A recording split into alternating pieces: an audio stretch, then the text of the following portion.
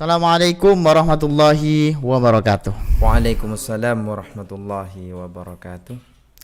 Selamat malam semuanya, Bapak Hasyim Asy'ari dan juga para penonton sekalian. Selamat datang lagi di podcast MTS Miftahul Ulum 2, yang mana tentunya pada kali ini tetap pada tema yaitu spesial Ramadan. Dan pada kesempatan kali ini kita kedatangan Ustadz Hasyim Asy'ari, salah satu guru di MTS Miftahul Ulum 2. Bagaimana sekarang keadaannya, sehatnya? Alhamdulillah sehat walafiat, tak kurang satu apapun. Tadi kalau kurangnya lapar. Lapar. Iya. Kalau sekarang alhamdulillah tidak kurang satu apapun, sudah kekenyangan. Alhamdulillah. Di bulan puasa tapi tetap sehat ya, tetap semangat menjalankan ibadah puasa ya. Karena ini memang salah satu ibadah yang juga diwajibkan memang, termasuk rukun Islam. Termasuk rukun Islam yang nomor 4. Baik. Jadi kalau orang muslim atau orang Islam itu tidak berpuasa, maka ya Islamnya tidak sempurna. Tidak sempurna. Betul. Baik. Bapak Hasyim Asy'ari, jenengan ini asli orang Lumajang ya? Asli orang Lumajang saya. Asli orang Lumajang. Ya, cuma berhijrah sekarang Ustaz. Hijrah ke kota sebelah. Kota sebelah. Lari ke timur. Iya. Oh iya. Ke kota Jember.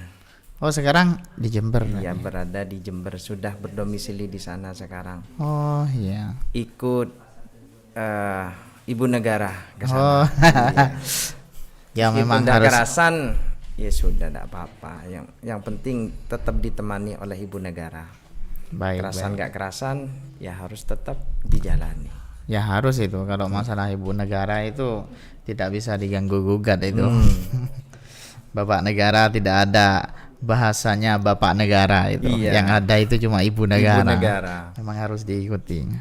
Tapi kelahiran itu asli Lumajang ya? Asli Lumajang, tepatnya pada tanggal 17 Agustus 1995. Beda dengan kemerdekaan. Kalau kemerdekaan 17 Agustus 1945.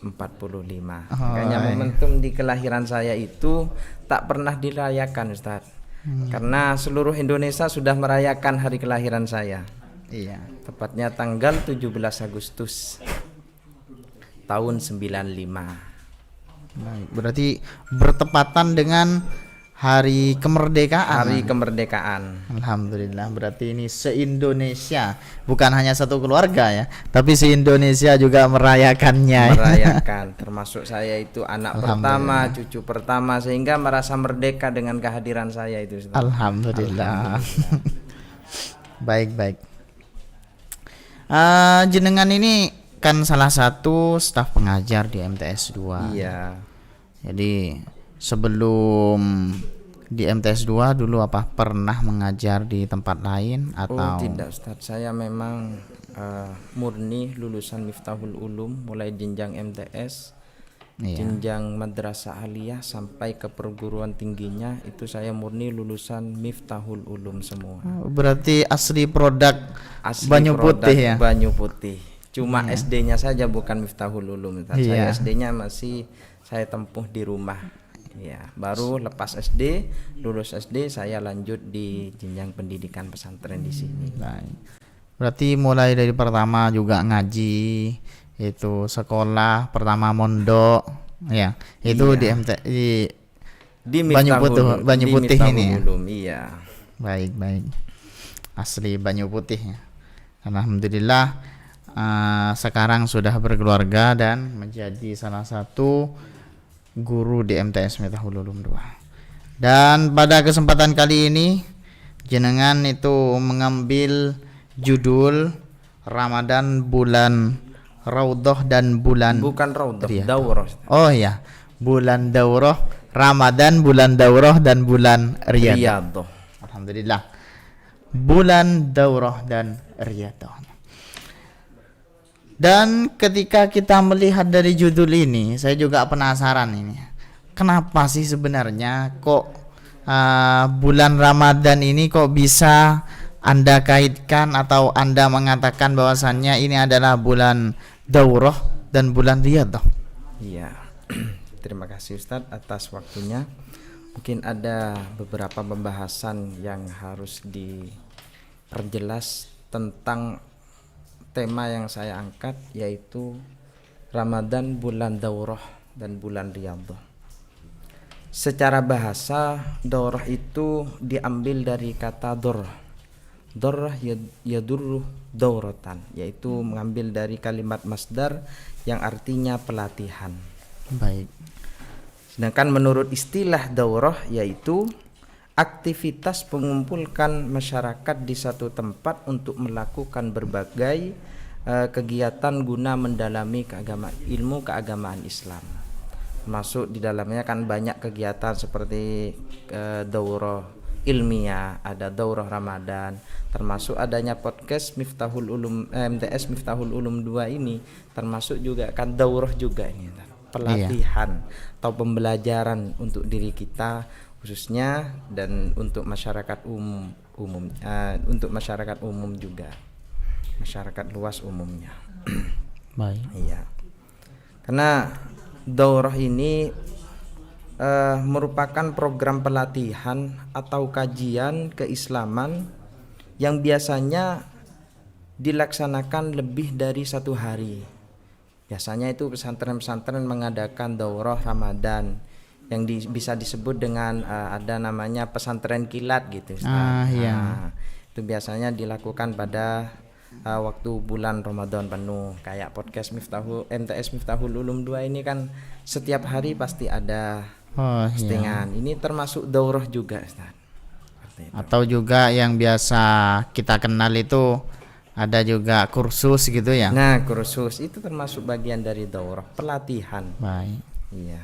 Jadi kita banyak melatih diri kita, kita bisa bermuhasabah, bisa introspeksi diri, pelatihan banyak. Baik. Karena memang ketika bulan puasa itu semua kegiatan itu di kalangan pesantren itu biasanya itu libur ya. Iya. Jadi mengisi dengan hal-hal kebaikan, dengan pelatihan. Pelatihan, betul. Baik, seperti itu. Ya, jadi kan di bulan suci Ramadan ini banyak sekali pembelajaran yang dapat kita ambil, Ustaz.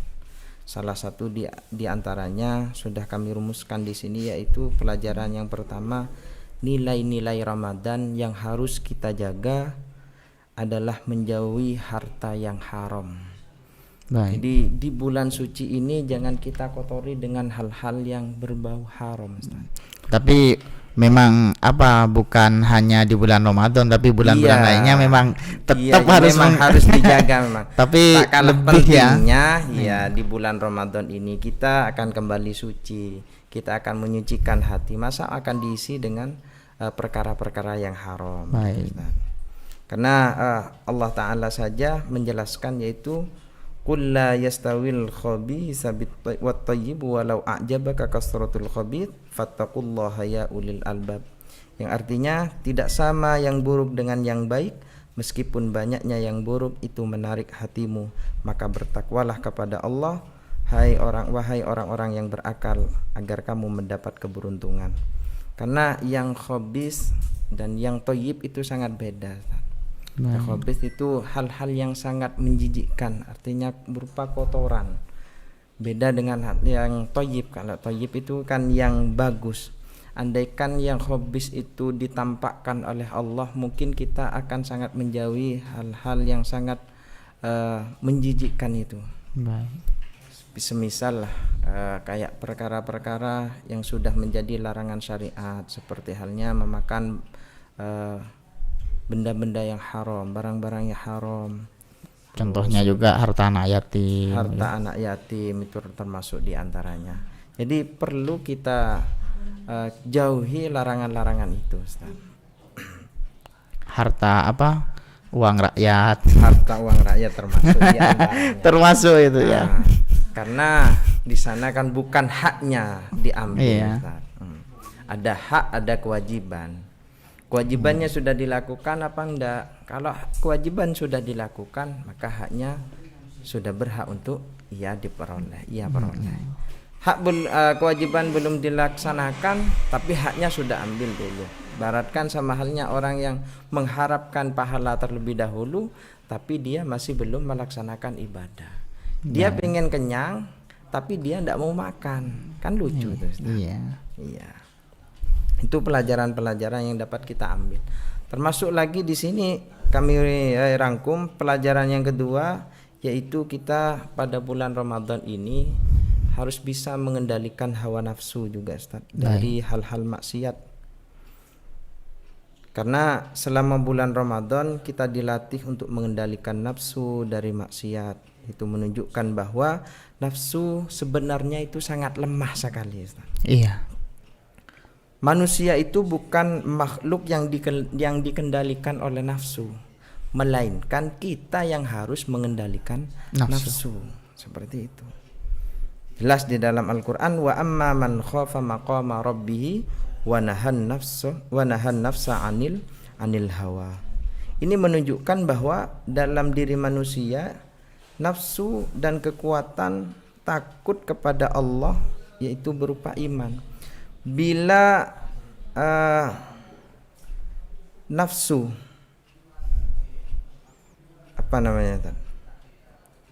maka kendalikanlah nafsu. Sebaliknya bila takut kepada Allah, nafsu itu akan lemah. Jika ketakwaan orang itu semakin mendalam dalam hatinya, maka nafsu itu akan semakin lemah. Baik. Berarti memang di dalam berpuasa ini kita tidak hanya terfokus, kita bukan hanya cuma menahan lapar, menahan dahaga, tapi memang kita belajar untuk memerangi nafsu kan. Memerangi nafsu, karena nafsu itu bukan hanya memerangi makan dan minum saja kan. Termasuk nafsu amarah juga ya.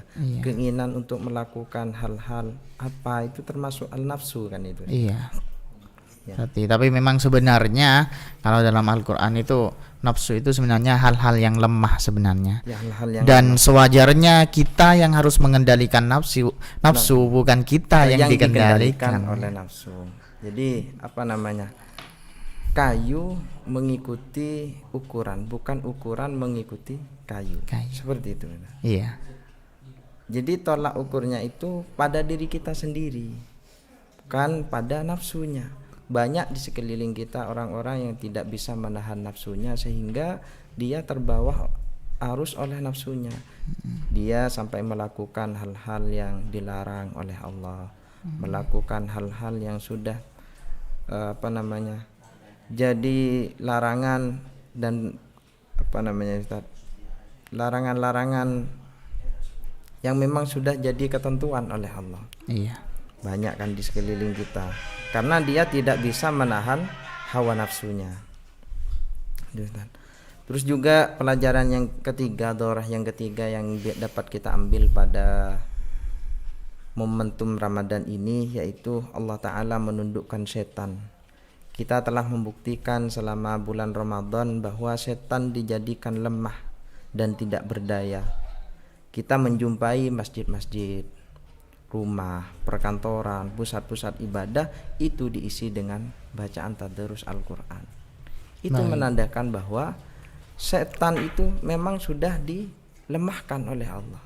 Karena himmah dan keinginan manusia untuk melakukan berlomba-lomba melakukan ibadah pada bulan Ramadan ini sangat semangat sekali. Baik. Berarti memang nafsu itu sebenarnya kuncinya, orang itu bisa mengendalikan nafsu sehingga tidak dikendalikan oleh nafsu itu cuma satu ya, bertakwa kepada Allah. Semakin kita takut kepada Allah, semakin kita bertakwa kepada Allah, maka nafsu itu akan semakin lemah pada diri kita. Kita akan takut melakukan hal ini, melakukan kejelekan kita akan takut, melakukan larangan kita akan takut, dan pastinya itu akan gemar melakukan kewajiban, kebaikan, hal-hal kebaikan. Nafsu itu akan menjadi jinak, akan lebih jinak lagi kalau kemantapan ketakwaan kita lebih ditingkatkan lagi, lebih-lebih pada momentum bulan Ramadan ini. Baik. Berarti memang di bulan Ramadan ini adalah ajang kita untuk untuk lebih mendekatkan diri kepada Allah. Taqarrub kepada Allah. Dan juga Ustadz, di bulan Ramadan ini saya sering mendengar memang bulan Ramadan adalah bulan penuh berkah, bulan yang banyak diturunkan rahmatnya. Iya. Itu sebenarnya persepsinya bagaimana itu? Iya, gini Ustaz. Di bulan Ramadan ini orang banyak menyebutnya ada Syahrul Mubarak, yaitu bulan yang penuh dengan barokah. Ada orang yang menyebutnya dengan Syahrul Siyam, bulan yang dimana di sana ada perintah untuk melakukan puasa. Terus juga ada bulan Syahrul Quran, bulan diturunkannya Al-Quran. Seperti pada tanggal kemarin itu, tanggal 17 Ramadan, itu banyak kajian-kajian di medsos membahas tentang malam nuzulul Quran, malam diturunkannya Al-Quran pertama kali. Ya, termasuk itu kan bertepatan pada wahyu pertama yang diturunkan kepada Nabi Muhammad, yaitu yang ada di Jabal Nur atau Gua Hiro. Iya. Ya, alhamdulillah pada kesempatan bulan kemarin itu sampai saya ditakdirkan oleh Allah bisa sampai ke Gua Hiro itu, Ustaz. Oh, sampai sana. Alhamdulillah pada bulan Rajab itu saya menjalankan ibadah umroh. Alhamdulillah Ustaz, ada takdir untuk disampaikan ke sana dan akhirnya saya bisa langsung sampai pada tempat diturunkannya wahyu pertama oleh Allah kepada Nabi Muhammad, yaitu di Jabal Nur atau di Gua Hiro itu. Semoga kita sama-sama juga sampai ya. Amin. Pengalaman yang sangat besar seperti itu. Ya memang di bulan Ramadan ini bulan yang penuh rahmat. Apa memang di bulan lainnya itu apa tidak ada rahmat yang diturunkan? Apa memang cuma bulan Ramadan yang banyak rahmatnya? Atau di bulan yang lain itu ada tapi cuma tidak sedahsyat di bulan Ramadan ini? Iya, apapun pasti ada yang lebih diistimewakan. Iya. Di lingkungan kita anak pasti ada yang lebih digemari oleh orang tua. Iya. Kita selaku guru pasti ada murid yang lebih digemari oleh kita. Ada murid yang lebih diutamakan oleh kita, termasuk seperti halnya bulan-bulan sekarang, kayak bulan sekarang, bulan suci Ramadan itu termasuk bulan yang sangat diistimewakan oleh Allah Subhanahu wa taala. Baik. Karena kenapa? Banyak sekali pahala ditingkatkan. Terus apa lagi hikmah dari bulan Ramadan itu, Ustaz? Adzunubul maghfirah, yaitu Allah Ta'ala membuka ampunan kepada hambanya seluas-luasnya. Juga ada al-hasanatul mudha'afah di bulan Ramadan itu. Apa? Allah Ta'ala melipat gandakan pahala kebaikan. Kita melakukan satu kebaikan akan dibalas dengan 1000 kebaikan. Beda dengan bulan-bulan yang lain. Bukan berarti kita pasca Ramadan kita malah tidak mempunyai semangat untuk melakukan ibadah. Justru yang lebih penting itu pasca bulan Ramadan kita melestarikan apa yang sudah kita lakukan pada waktu bulan Ramadan. Semisal kita berzikir pada waktu malam, kita bertahajud pada waktu malam. Nah, itu setelah pasca Ramadan sekiranya itu tetap kita laksanakan, tetap kita lestarikan. Jangan hanya mengambil momentum di bulan Ramadan ini. Karena ada pernah saya itu baca artikel seseorang itu berbunyi gini, Ustaz. Ramadan adalah barometer kesuksesan untuk setahun ke depan, seperti itu. Iya. Jadi sekarang ini menjadi tolak ukur seseorang untuk menjalankan aktivitas sehari-harinya setelah bulan Ramadan. Baik. Jika ia pada bulan Ramadan itu melakukan ibadah secara bersungguh-sungguh, dia ketaatannya lebih ditingkatkan kepada Allah, ibadahnya, spiritualnya, amal ibadahnya semuanya itu ditingkatkan. Nah, pasca bulan Ramadan itu menjadi tolak ukur bagi seseorang. Dia tetap melaksanakan seperti halnya bulan Ramadan atau hanya mengambil momentum pada bulan Ramadan saja. Berarti insya Allah ya setelah bulan Ramadan itu mungkin ibadahnya itu akan lebih meningkat dari tahun-tahun sebelumnya. Iya. Makanya kan saya juga ambil tema ini dengan tema bulan Riyadhah, Ustaz. Iya. Riyadhah itu kan merupakan latihan rohani dengan cara menyendiri untuk melakukan ritual ibadah. Banyak macamnya, Ustaz. Dengan cara uzlah, menyendiri bisa, atau dengan cara diam, tidak berbicara hanya seperlunya saja. Itu termasuk dari bagian riyadhah. Iya tuh. Dan juga bangun malam untuk beribadah seperti sholat tahajud dan berzikir, itu merupakan dari kegiatan rohani, merupakan bentuk riyadhah. Bahkan pernah saya itu membaca terangan dalam kitab Jami'i Hayawanil Kubra kalau tidak salah, itu mengadunya seekor ulat kepada Nabi Sulaiman. Jadi kan Nabi Sulaiman itu merupakan nabi yang diberikan mukjizat oleh Allah, bisa berbicara dengan hewan. Akhirnya ada satu hewan yang mengadu kepada Nabi Sulaiman, itu seekor ulat. Dia mengadu kepada Nabi Sulaiman, "Ya Nabi Sulaiman, ya Rasulullah, saya ini bagaimana dengan nasib saya? Nasib saya ini merupakan hewan yang paling dibenci, hewan yang hina, hewan yang menjijikkan, sangat tidak disenangi oleh para manusia. Bagaimana ya Rasulullah? Misal saya itu ingin merubah nasib saya menjadi hewan yang hina menjadi hewan yang mulia." Akhirnya apa kata Nabi Sulaiman? "Beriyadhahlah, bersemedilah, berpuasalah kamu." Itu perintah Nabi Sulaiman. Akhirnya ulat itu mengikuti apa yang dikatakan oleh Nabi Sulaiman. Bersemedi akhirnya ulat tadi. Di dalam keterangan itu yang kita bahas akhirnya ulat itu melakukan semedi, dia berpuasa selama 20 hari. Dalam ilmu biologi disebut dengan apa itu, Ustaz? Metamorfose. Iya. Akhirnya setelah dia berpuasa selama 20 hari, berubahlah bentuk ulat tadi menjadi sebuah kepompong. Akhirnya oleh Nabi Sulaiman disuruh berpuasa lagi. Berpuasa ambil 20 hari lagi. Selang beberapa waktu dari 20 hari tadi, kepompong tadi berubahlah menjadi seekor kupu-kupu. Nah, hikmah dari cerita tadi apa? Jadi seperti kita, ulat saja oleh Nabi Sulaiman disuruh bersemedi, disuruh berpuasa untuk tidak makan, menahan hawa nafsu. Akhirnya dia bisa merubah nasibnya dari hewan yang hina menjadi hewan yang sangat mulia. Apalagi seperti kita hewan manusia yang sempurna, berakal juga oleh Allah, kita diberikan akal. Apa enggak bisa meniru seperti halnya ulat tadi yang bisa merubah nasibnya dari hewan yang hina menjadi hewan yang sangat mulia.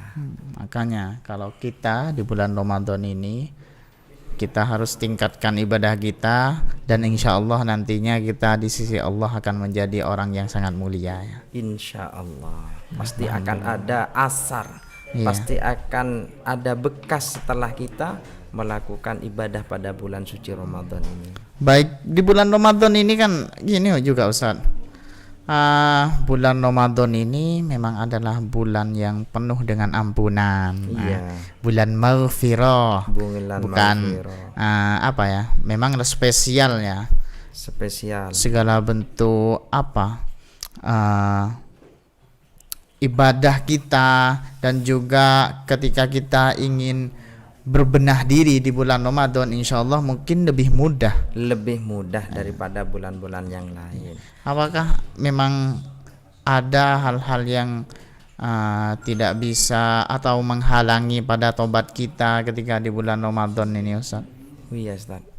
Ada sepengetahuan saya itu ada 3 hal yang bisa menghalangi seseorang untuk bisa bersegera bertaubat kepada Allah. Iya. Salah satu diantaranya yaitu dengan adanya ada kata-kata akan atau at-taswif, yaitu ungkapan atau keinginan tanpa melakukan hanya menjadikan seorang selalu menunda-nunda untuk melakukan ibadah. Oh saya masih usia 30, oh saya masih muda, mungkin sekarang tidak usah tarawih dulu lah, kita nunggu tahun depan. Oh kita masih muda, masih kekar, tubuh kita masih kuat, tidak lemas, kita jauh dari penyakit. Nah itu merupakan menunda-nunda untuk merupakan hal-hal yang menghalangi seseorang untuk bersegera bertobat kepada Allah. Kan banyak itu ya. Oh, saya masih muda. Nantinya Iya. kalau sudah berkeluarga, saya mau berbenah diri. Iya. Atau Sampai akhir hayat pun dia Iya. masih belum sempat kadang setelah bertobat. berkeluarga itu, oh nunggu nanti kalau saya sudah punya keturunan, punya anak, saya mau berbenah diri nantinya. Bukan malah berbenah, tapi tambah parah itu, Ustaz. Iya. Salah satu diantaranya juga yaitu meremehkan hal-hal maksiat, Ustaz. Menghalangi seseorang untuk segera bertaubat. Oh cuma dosa kecil, wah cuma 1 kali, setelah 1 pastinya akan 2, 3, 4, 5 dan seterusnya. Lalu kebiasaan. Nah, melakukan hal-hal yang kecil dengan cara terus menerus. Kan ada kata-kata sedikit lama-lama akan menjadi bukit. Jadi dia meremehkan hal-hal maksiat. Dengan sudah ditentukan kita larangan untuk tidak boleh mencuri, menjauhi hal-hal yang diharamkan, hal-hal yang syubhat dan sebagainya. Dia lebih meremehkan hal itu. Itu menghalangi terhadap orang untuk segera bertobat kepada Allah Subhanahu wa taala. Ya. Baik. Ada lagi juga mudah bersandar dengan maaf dan ampunan dari Allah. Oh tenang, kita lakukan dosa dulu lah, pasti Allah akan memaafkan kita. Oh santai, pasti Allah akan memaafkan kita. Justru dia hanya mengharapkan ampunan, tapi dia tidak tahu bahwa Allah Ta'ala juga mempunyai siksaan. Lantas dalam Al-Quran itu disebutkan Ghafirud dambi wa qabilit taubi syadidul iqab. Syadidul iqab, sangat parah sekali siksaan Allah juga. Jangan hanya mengharapkan ampunan saja, tapi kita larikan pada juga ada siksaan yang akan diberikan oleh Allah. Itu, Berarti memang hal-hal yang dilakukan kita baik ataupun buruk itu akan dipertanggungjawabkan nantinya. Dipertanggungjawabkan. Jadi hal-hal yang sangat yang akan bisa menjadi penghalang untuk kita tobat itu juga menunda-nunda waktu ini. Menunda-nunda waktu, Karena meremehkan maksiat. Iya, karena saya juga pernah dengar itu dari salah satu ulama itu, Ustaz. Meskipun ya kalian itu sekarang ini bisa melangkah, tapi 1-2 langkah ke depan Anda tidak tahu kalau Anda tidak bisa memastikan nyawa Anda masih ada. Oh, iya. Berarti memang kehidupan itu memang kita tidak tahu ya. Tidak tahu, Ustaz. Kadang kita kan banyak ya, lagi sedang sholat, ada orang sedang sholat itu meninggal. Ada orang yang tidur meninggal. Iya. Ataupun tidak dalam keadaan itu, naudzubillah, kita kecelakaan. Iya, bisa meninggal. Bisa jadi itu. Jadi takdir memang tidak ada yang tahu itu, Ustaz. Jadi jangan pernah kita menunda-nunda untuk selalu bertobat kepada Allah.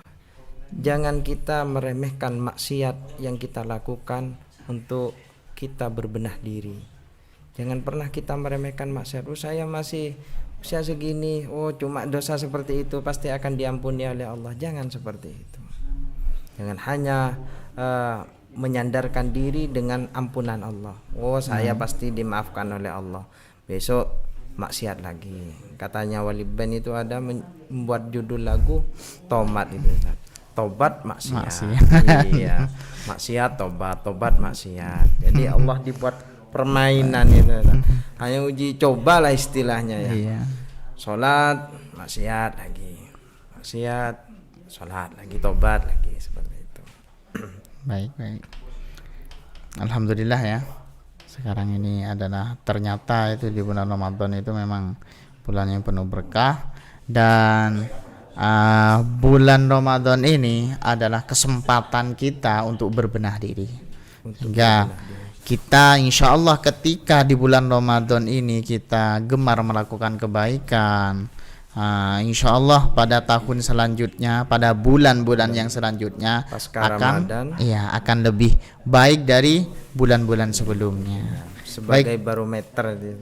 Jadi Iya. mari kita jadikan bulan Ramadan ini sebagai bulan spiritual, bulan amal, bulan ilmu, dan bulan untuk beramal.